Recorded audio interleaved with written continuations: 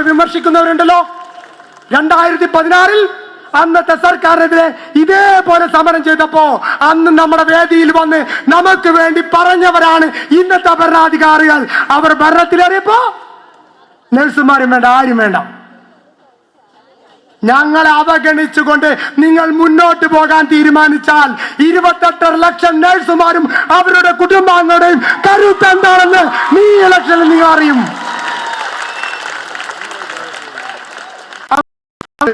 ബഹുമാനപ്പെട്ട KC വേണുഗോപാലിനെയാണല്ലോ നിങ്ങൾ ഉദ്ഘാടനം വിളിച്ചത്. അദ്ദേഹമാണോ നിങ്ങളെ ഈ സമരത്തിലേക്ക് നയിച്ചത്? അദ്ദേഹം നമ്മോട് സമരം ചെയ്യാനൊന്നും പറഞ്ഞില്ല. അദ്ദേഹത്തെ നമ്മൾ കർണാടകയിലെ ചില വിഷയങ്ങളുമായി ബന്ധപ്പെട്ട് അദ്ദേഹത്തെ ഞാൻ ആലപ്പുഴ അദ്ദേഹത്തിന് പോയി കണ്ടു.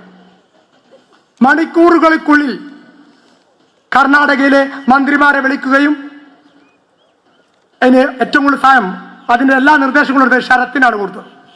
ശരത്താണ് അവിടെ ഓരോ സമയത്തും.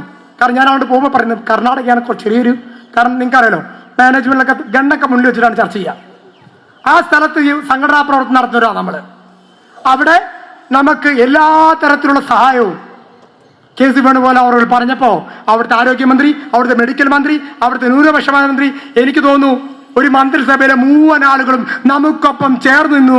ആ നന്ദി KC വേണുഗോപാൽ അവരോട് ഈ സംഘടനക്കുണ്ട് എന്നുള്ള കാര്യത്തിൽ പറയാൻ ഞങ്ങൾക്ക് മടിയില്ല. അദ്ദേഹം നമ്മുടെ ഫെബ്രുവരി 21 പരിപാടി ഉദ്ഘാടനം ചെയ്തുകൊണ്ട് പറഞ്ഞു, എന്താ UDF അധികാരത്തിൽ വന്ന 100 ദിന കർമ്മദിന പരിപാടിയായി 40,000 രൂപ പ്രഖ്യാപിക്കാം. അദ്ദേഹം അത് പാലിക്കപ്പെടും എന്ന് എനിക്ക് ഉറപ്പുണ്ട്. കാരണം അനുഭവത്തിലൂടെ ഞങ്ങളത് മനസ്സിലാക്കുകയാണ്. അതുപോലെ രാജീവ് ചന്ദ്രശേഖർ അവരോട് ഞങ്ങൾ പറയുന്നു, ഇന്ത്യയിലെ മുഴുവൻ സംസ്ഥാനങ്ങളും അദ്ദേഹം വിചാരിച്ചാൽ അവരാണ് ഏറ്റവും കൂടുതൽ സംസ്ഥാനങ്ങൾ ഭരിക്കുന്ന പാർട്ടി. നമ്മുടെ മുദ്രാവാക്യങ്ങൾ നിറവേറപ്പെടും. കരുത്തുറ്റ പിന്തുണ നമുക്കിവിടെ തരാൻ പറ്റും. ഉജ്ജ്വലമായ നിലപാടുള്ളവരാണവർ. അപ്പോ ഞങ്ങൾ KC വേണുഗോപാൽ അവരോടും പറയുന്നത്, ഇത് ഞങ്ങളുടെ ഒരു അന്തിമ പോരാട്ടമായി ഞങ്ങൾ കാണുന്നില്ല. പക്ഷേ അങ്ങേ പോലുള്ളവരൊക്കെ അധികാരത്തിലെത്തുകയാണെങ്കിൽ ഞങ്ങളെ മറക്കരുത് എന്നുള്ളൊരു കാര്യം പറയാൻ ഈ സമയം ഞങ്ങൾ ഉപയോഗിക്കുകയാണ്. 2011 നവംബർ 16 ഈ പ്രസ്ഥാനം തുടങ്ങിയ അന്ന് മുതൽ സമരത്തിലൂടെ അല്ലാതെ ഞങ്ങൾക്ക് മുന്നോട്ട് പോകാൻ സാധിച്ചിട്ടില്ല.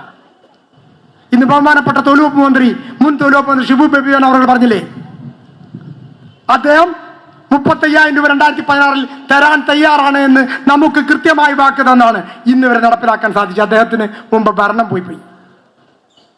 പക്ഷേ 2018 നാം എത്ര വലിയ സഹന സമരം നടത്തി. എന്തിനാണ് നമ്മളെ ഇങ്ങനെ തെരുവിലേക്ക് ഇറക്കുന്നത് സർക്കാരുകൾ? രാഷ്ട്രീയപരമായ നിലപാടെടുക്കാൻ ഞങ്ങളുടെ സംഘടനയ്ക്ക് താല്പര്യമില്ല. സ്വതന്ത്രമായ നിലപാടുമായി മുന്നോട്ട് പോകാനാണ് ഞങ്ങളുടെ ആഗ്രഹം. പക്ഷേ നഴ്സുമാരുടെ അവകാശങ്ങൾ ലംഘിക്കാൻ തീരുമാനിച്ചാൽ ഏത് സർക്കാരിനെയും മുട്ടുകുത്തിക്കാനുള്ള കരുത്ത് ഈ പ്രസ്ഥാനത്തിനുണ്ടെന്ന് വരും ദിവസങ്ങൾ നിങ്ങൾ തിരിച്ചറിയും.